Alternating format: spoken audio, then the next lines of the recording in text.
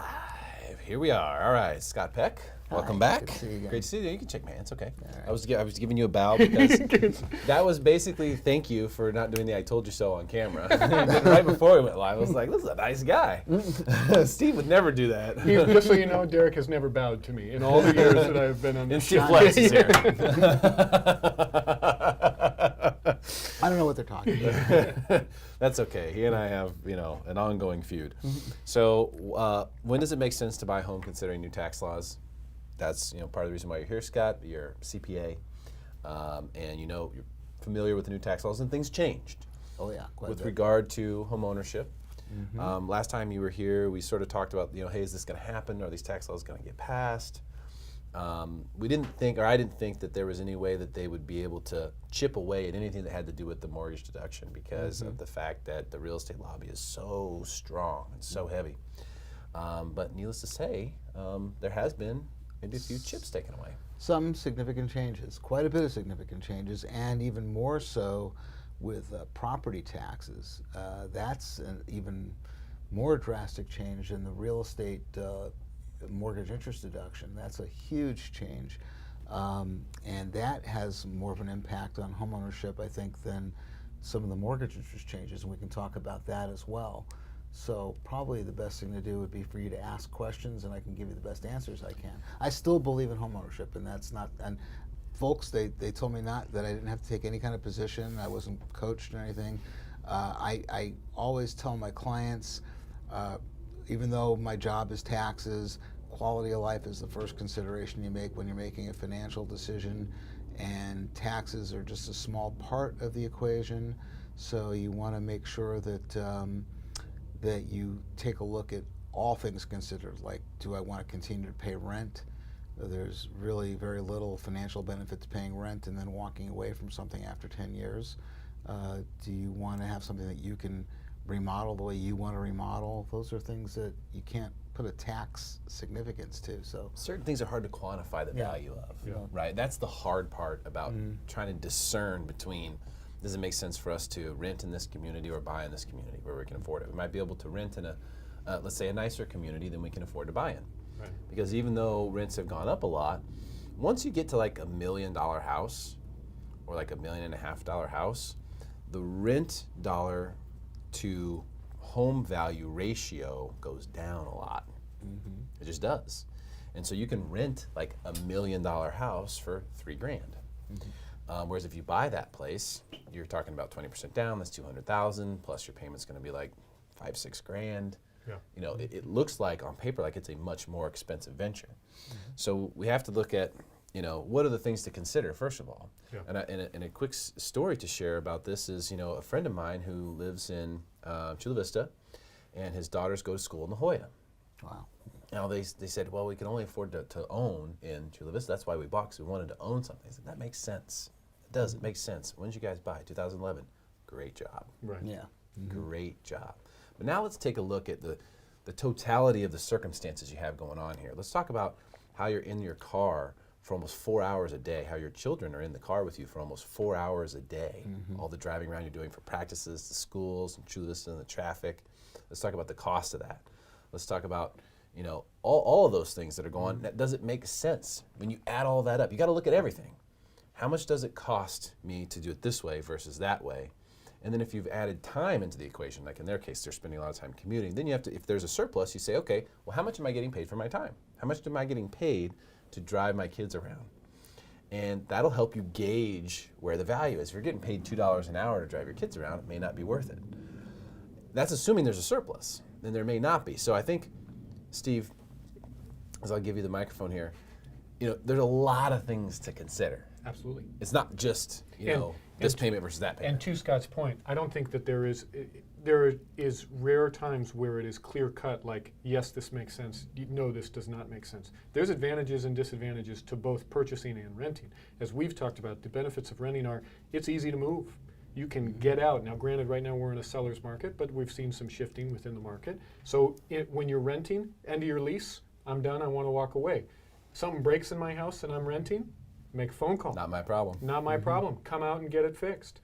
I would say, as you alluded to, the real estate market is challenging the rental market is stupid right now. I mean, it's very difficult. People are paying, hey, I'll pay 6 months up front, and there's no guarantee at the end of that lease, even if you're going to stay, that your payment is going to remain the same. Whereas when you purchase, assuming that you're in a fixed product mortgage, you know what that payment's going to be for your entire life. I mean, if you've got impounds, property taxes that are within there, things can change slightly.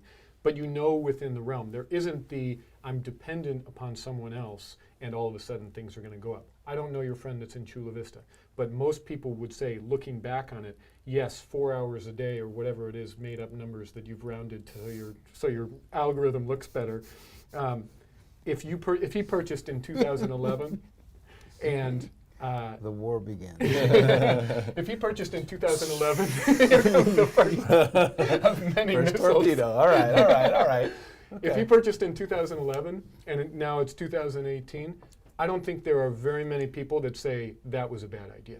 Now, had he purchased in 2007 or near the peak of the market, as long as that payment has been comfortable, as we've talked about, my opinion, if he's been able to make that payment, he's paying down principal, he's getting some of the tax benefits, which have changed. But in most cases, assuming the idea is jump in, buy, and hold it for a long period of time, your friend has spent a lot of money in gas. He's spent a fair amount of time in the car. He's also made a huge profit. He's made a massive profit. Well, maybe I should tell your viewers how the laws have changed a little bit. Well, that's what I was going to ask you is, so there's two things that people typically look at, which is the mortgage interest deduction, right?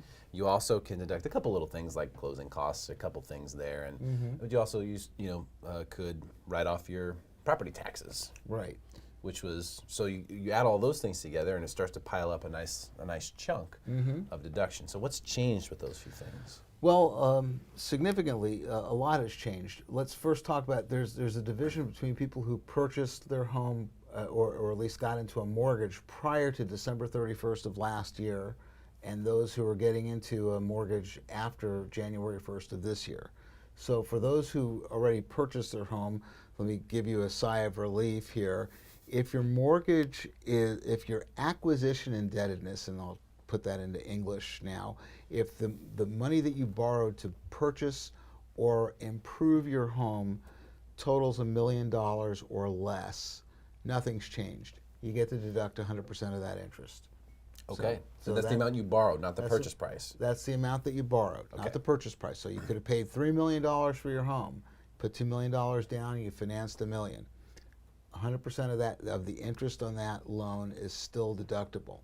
Let's say you have a loan for $750,000 and an equity loan, and I'm going to go into that a little bit more, for another $250,000, and all $250,000 of that was to, say, put in a pool, install solar, and do other things, improve the property, thank you. Then 100% of that, even though they say equity indebtedness is no longer deductible, which is true, not they say, that is the actual truth, it's that part, that equity indebtedness is still deductible. With the IRS, or Congress defines as equity indebtedness, is not the same as what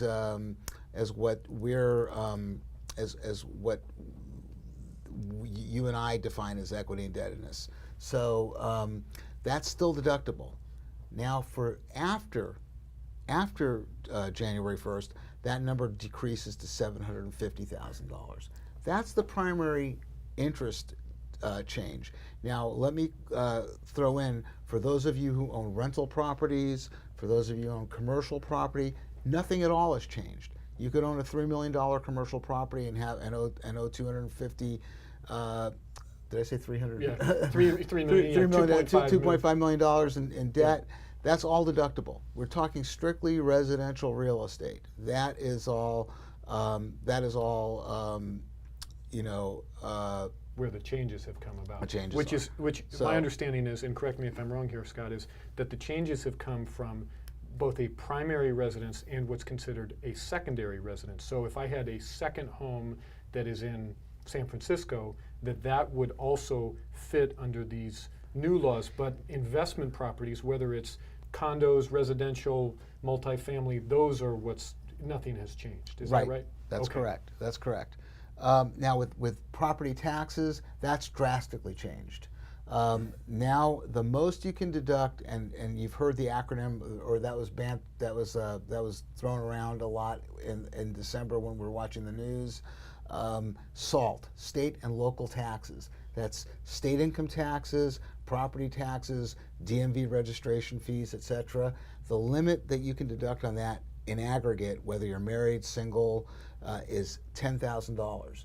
So if you have a job where your state income taxes that are withheld come to say $8,000, and then the real estate taxes on your residence is another $9,000, that's $17,000 total. The most you're able to deduct, whereas you used to be able to deduct all $17,000, the most you can deduct on that is $10,000. You lose the other $7,000. And I believe that the median household price in San Diego County, I want to say it's like $562. So if we figure $562 with property taxes of 1.1% or so, right. A typical homeowner is going to have around $6,000 in property taxes annually, Right. which gives you only $4,000 more, you're saying? Right, exactly. For the remaining. Right, so that's going to have It feels an like you're impact. on Derek's side right A now. whole bunch of wild rounding going on that side of the table. Well, This side of the room is it's, making numbers up right now. Yeah, it's a. Let me ask you this, Steve. Has it deterred you? So, because this is actually kind of crafty. I mean, the way that these tax changes have been rolled out, the idea was, hey, people are really getting a lot of advantages to this. We don't really need to encourage homeownership this much because the market's so good, the economy's so good, people are buying houses, there's low inventory everywhere. We don't need these handouts anymore for people to buy homes. I think that was the idea. Let's pull back some of that money, leave it with the government. The question is, has it discouraged anyone? Have tax changes made anyone look at it and go, you know what, it doesn't pencil anymore? No, and I would say a bigger deterrent for people has been a change in their monthly payment, as we've seen a bump in the interest rates. So I would say that, interestingly, many homeowners, surprising a larger number than you would think about, in my opinion, don't look at the tax benefits of homeownership, at least in the residential market. A lot of them, from my experience, are looking more about roof over their head, school districts, payments that make sense, how does this compare to me renting? And those numbers, the tax side, I would say, has not influenced anybody in such a significant way, because of looking at those numbers, if the median price is $562 and we're talking about somebody has property taxes of about $6,000, they're going to cap out at 10, but for most people, it's not like they would have had $50,000 of write-offs and now they're only getting 10. Scott knows more about, in terms of those sides, how many people that's actually really affecting. But I would say, in his example, the number was 17,000 and it goes to 10. So $7,000 in tax write-offs is significant, but it's not enough to make, my opinion, it's not enough to tip the scale. It's not a tipping. And that's what I've always wondered, because I feel like people, when they don't go do the math first and see, well, what is the actual tax benefit? They just sort of know it's a cherry on the top. Absolutely. We know we want to own a home. We know we want to live in this area. We can afford this much home. We've been pre-qualified. And we get tax benefits. You know, they don't really look into it and go, the tax benefits are going to make our effective interest rate this, and they don't go that far for the most part. It's just sort of like a cherry on the top. Well, we get tax benefit. Absolutely. I think it's a great descriptor. Well, and I get that a lot every year when I have a new homeowner prior to this law change. There's at least one or two people that are very disappointed when they get their taxes and they're expecting huge money back, or they're expecting to see their taxes go down because, wait a minute, but we own a home now. Yeah. That's supposed to change everything. It's like, well, not really. I mean, a lot of it has to do with other things and how much should you have withheld, et cetera, et cetera. So there's a lot more to it. What we haven't mentioned, and this is not supposed to be a show about the tax reform, but another component to all of this is that while those deductions have changed, the standard deductions have gone up significantly. That's supposed to compensate, and I would disagree with you that the motivation was to penalize homeowners, or we've given them too much before and we don't need to subsidize this anymore. I think it was more along the line of tax. It was supposed to be simplification. And why should everybody have to come pay somebody like me to do their taxes just because they own a home? Make it more simple to do your taxes if all it is that you own a home, and so to do that, what they did is they increased the standard deduction, But they also did take away personal exemptions. So we can go on and on like this. Well, the increase of the standard deduction is for other areas, I think, of the country. Well, makes a that's big the other difference. thing. Then you can get into red states versus blue states, and not everybody in the world has a median house price of $562,000, which is insane. Don't use Steve's numbers off the top of his head, because if you start no, quoting but I that mean, stuff, well, I it's just mean, no, I gobbledygook. mean, I just grabbed the let's numbers. face it. No, when you cannot attract, I have clients that cannot attract employees here, and they're offering them huge money, but the employees will not come here because they can't afford to buy houses, Right. and they're moving to other places in the country that are paying them also nice salaries, but not the kinds of salaries that they're being offered here, but they can at least afford to buy a house, and that's what they want to do. That's really bad for our social environment. Absolutely. The affordability index has changed significantly. I saw more studies of numbers that all round, which talked about that the minimum wage requirement for someone to rent in San Diego County a 2-bedroom apartment, they need to be making like $22 an hour. That's difficult. It's more than I make. Well, that's just because you put in so many damn hours. Well, and I saw a countrywide graph about that as well, and the state of California is definitely the most expensive on that list. Or no, maybe it was New York, but it was way up there. It was Yeah. like over $30 an hour on average. Now you're taking on average, you're including San Francisco and Yeah. San Jose and some of Right. the Silicon Valley areas where it's probably way more than that. But that's crazy. So like, here's the thing. So when does it make sense to buy a home? Considering the new tax laws, it sounds to me, based on the subject of this, that the new tax laws really don't have a huge impact. It's a small impact, right? It's not a massive change. It should not be, especially in most areas of the country. It's not going to be a deal breaker. I would not think so, not at this stage of the game. Okay. I mean, it's hard to say, we haven't actually lived under the new laws yet, but I don't believe so. Okay, so if the tax laws aren't going to be a game changer, then the core of the question is, when does it make sense to buy a home? And that is a much more difficult question, I think, that people, and I would highly recommend, in fact, that if you are going to buy a home, that you figure out what all those things are ahead of time. I mean, look at everything. Absolutely. Look at drives.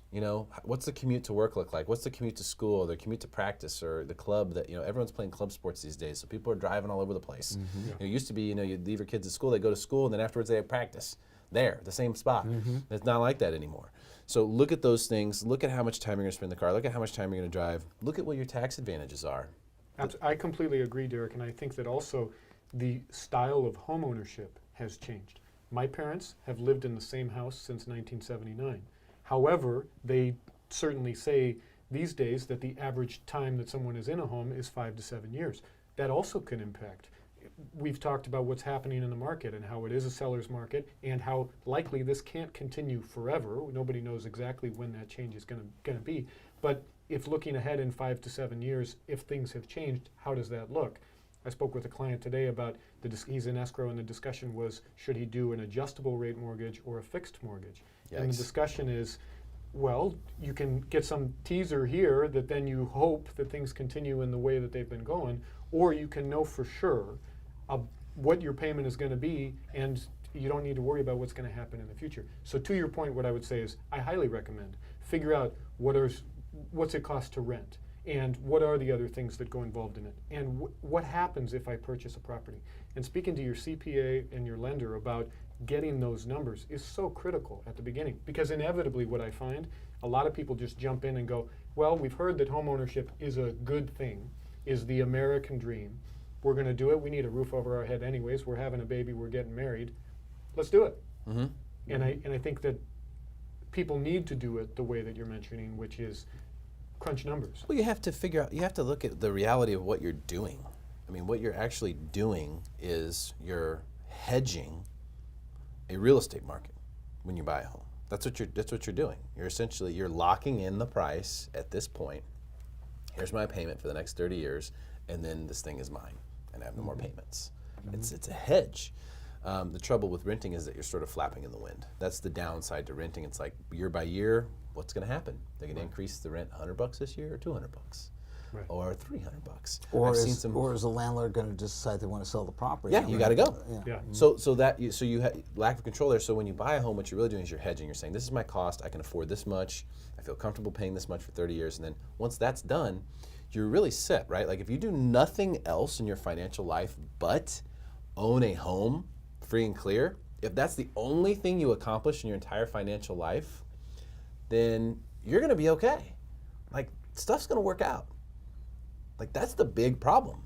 Yeah. When you talk about retirement and you look at things and you talk to people in their mid 60s and they have a 30-year mortgage that they're 3 years into, that's a much bigger hill to climb than like what your parents probably did. They lived in the house since what, 1979 you said, or something like that. So the house has probably been paid off for a while. I know my dad paid his house off 7-8 years ago. He just retired last year. Yeah. Right, you're going to be fine. You're great if you have a paid off home. So that's the point. You hedge the market. I'm going to pay this much, and then you're in it until you have it paid off, and then you don't have a payment anymore, and now you're cool. It seems like you're switching sides. It seems like you're coming over to my side of the argument. What here. are you talking about? Why do you just make stuff up like that?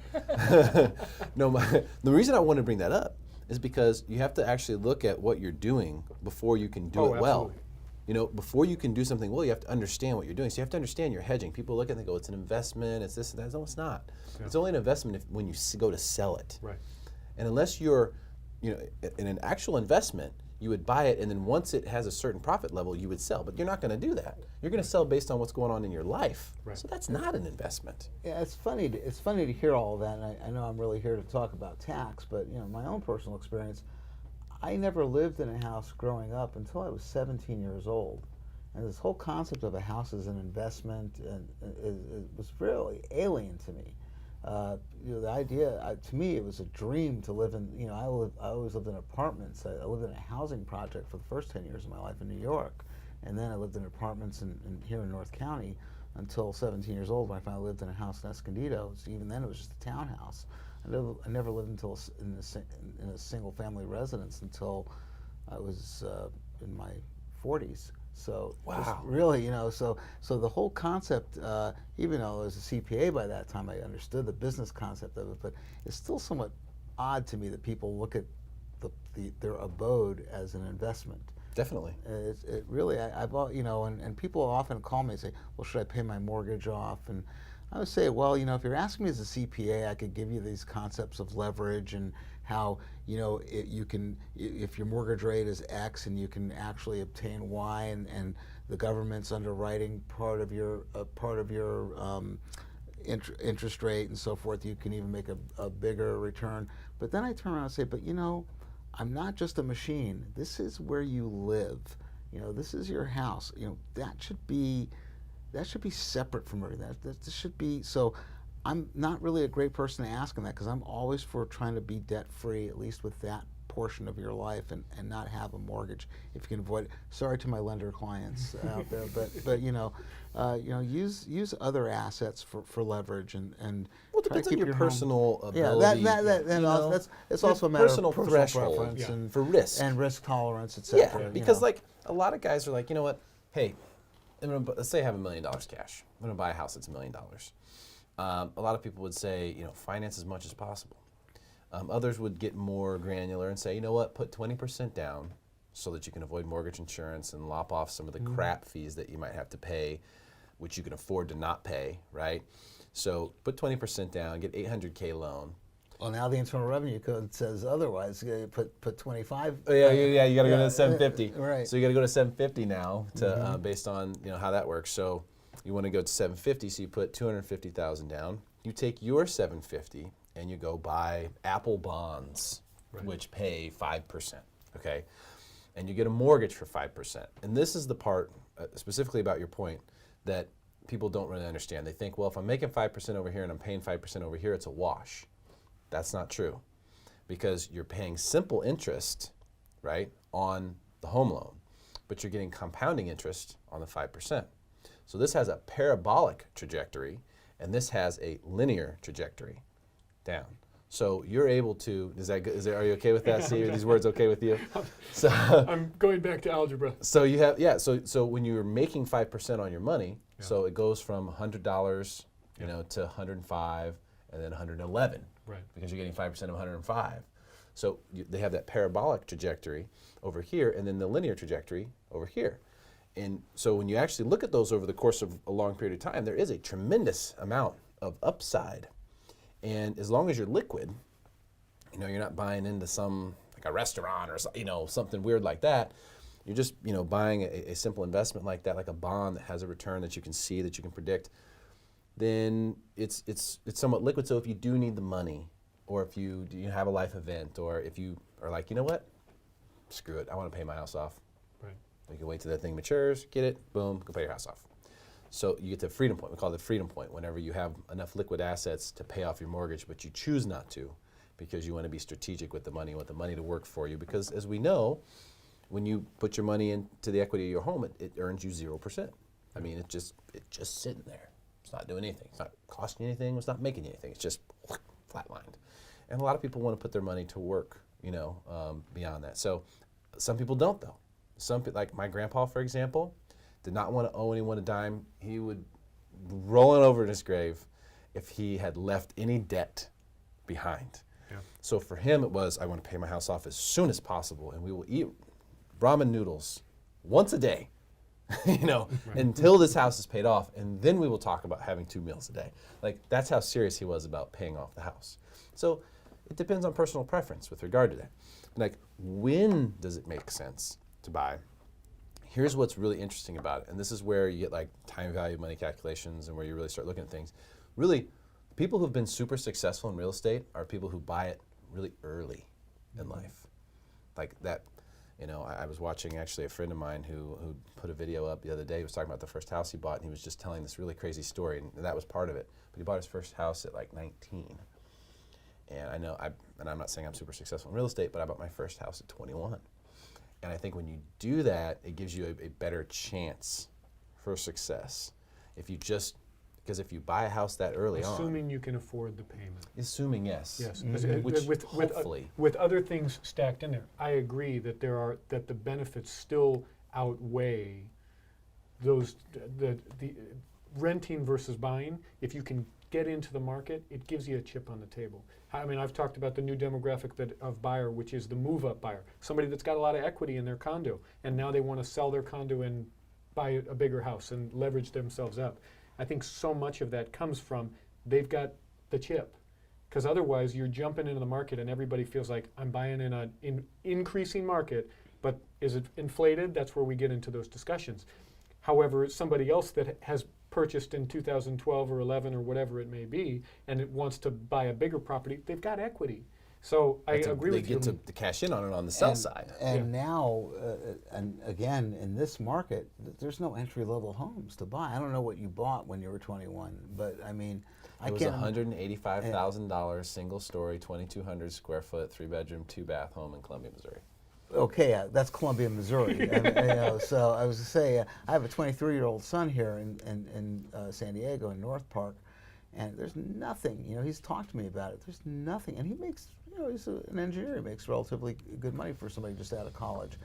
You can't even consider purchasing a house Right now, no. But now, how old is he? 23. 23 today. Okay. So for him, there hasn't really been that chance yet because it's just been such a high market. But if he has it in his mind that, okay, I'm looking, I'm saving, you know, there was opportunities, as we mentioned, 2010, 2011, 2012, where, I mean, I remember at one point, and maybe this was even 2009, there's those studios that are right across from Qualcomm. They're over by, what was that place called? Not McGregor's, the Irish place over there. Anyway, they're in Mission Valley. They're not too far from Qualcomm, and they were selling studios for 60 grand. Yeah. And they're small, but you know, that's something that like anyone can afford. Now, nowadays, those things are almost 200,000, right? But if people had the mindset of, okay, I want to get in, I'm going to get in early. Yeah. I'm going to, as soon as I can, I'm going to buy something. And it's going to be something I'm going to live in for at least a couple of years and maybe longer until I can figure out what the next move is, but I'm going to get in early. And what a lot of people who do that, especially where I'm from, people buy duplexes. They live on one side, they rent out the other, and then eventually they rent out that side and they buy another duplex, and that's just what they do.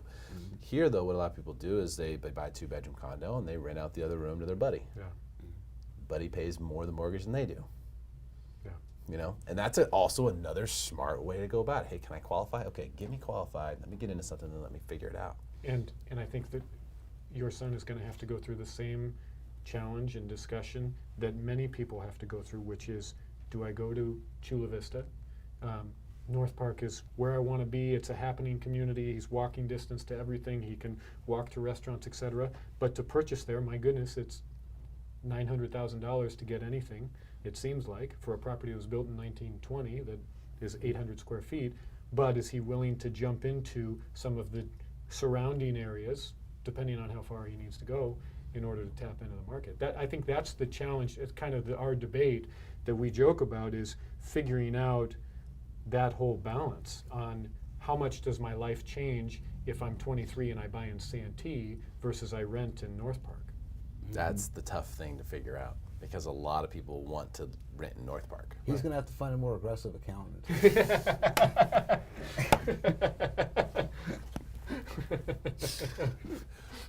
We aren't quite ready to end the segment, but that would have been the best way to possibly do it. There are some aggressive accountants out there, but you don't want to be on. You don't want to work with them. Trust me. So there are intangibles here. There's certain flexibilities that go along with both.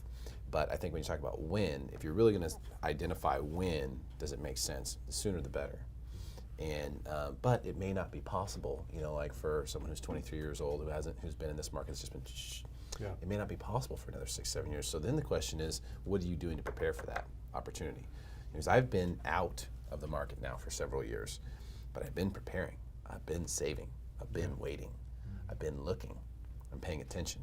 So I know that in the very near future, that's going to be something I pull the trigger on. But it's also, it's difficult. I've seen market cycles and things like that. So for people who are younger, usually what they're doing is they're just saying, hey, I can afford a condo. Right. I saw a house over there. You know, I've seen. So I looked online. I saw something that was this cheap. I think it says the payment's this much. I pay that much in rent, or me and my buddy pay that much in rent. And if I buy it, maybe he'll pay the other half, and they start to figure it out. I know people too who who have bought homes, and I'm like, how in the world did you buy a home? Like, I just don't know how, because I know how much money they make. And I'm just like, how did you buy that place? It's like 600 grand. And there's some crafty stuff you can do. If you get some roommates and you get some leases together, you can put together, like you can buy a 4-bedroom house, rent out 3 rooms, you know, get a couple $1,000 a month coming in, and use that as qualifying income. Well, let me throw something else out there, if I may, Please. About buying a home. There is another part, without getting too complicated in the new tax law. There is the rental end of the spectrum, and the regulations haven't come out yet. But everything, all the commentators that I'm listening to, and everything that I am hearing, if you've been hearing about this new law for businesses, where you're getting a 20% reduction on what they call pass-through income, allegedly rental real estate profit is part of that 20% reduction. So if you are somebody that owns rental property and you are lucky enough to actually have a profit on your rental property, that might make it a good reason to buy property now too, is that if you have a profit, you might be eligible to get that 20% reduction on that profit. So in other words, if you have an $8,000 profit on your rental property, instead of paying tax on $8,000, you would have a $6,400 reportable profit.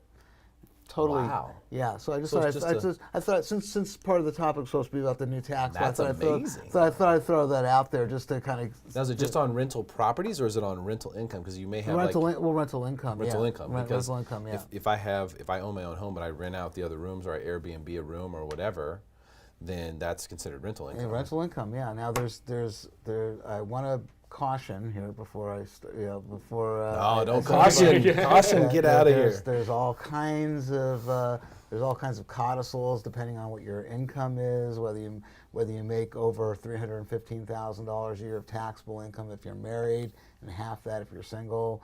That's just $157,500 if you're single.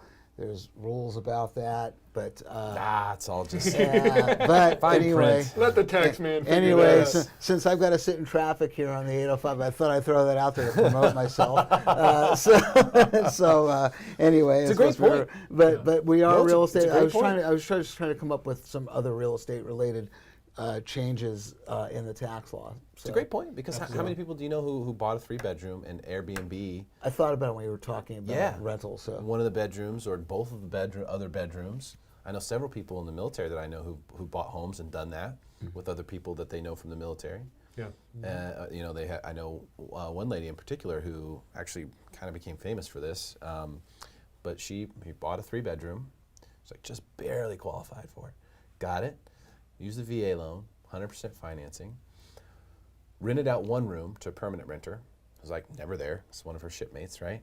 And then she was probably never there too. Yeah. And then she Airbnb'd the other room and like actually made money over the course of like a 3-year period from the rents, where she actually didn't have to pay into it, but you still get your basic allowance for housing. Yeah.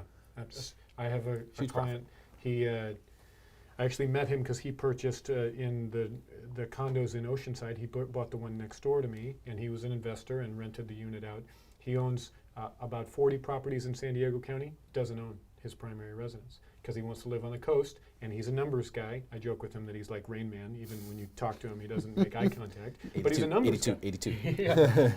And he said, it doesn't pencil for me to purchase a primary residence by the coast. It makes more sense for me to rent by the coast. However, what he likes is investing, because as the market goes up, rents are high. He can look at when to get in and out of the market, where it's harder to do in your primary residence.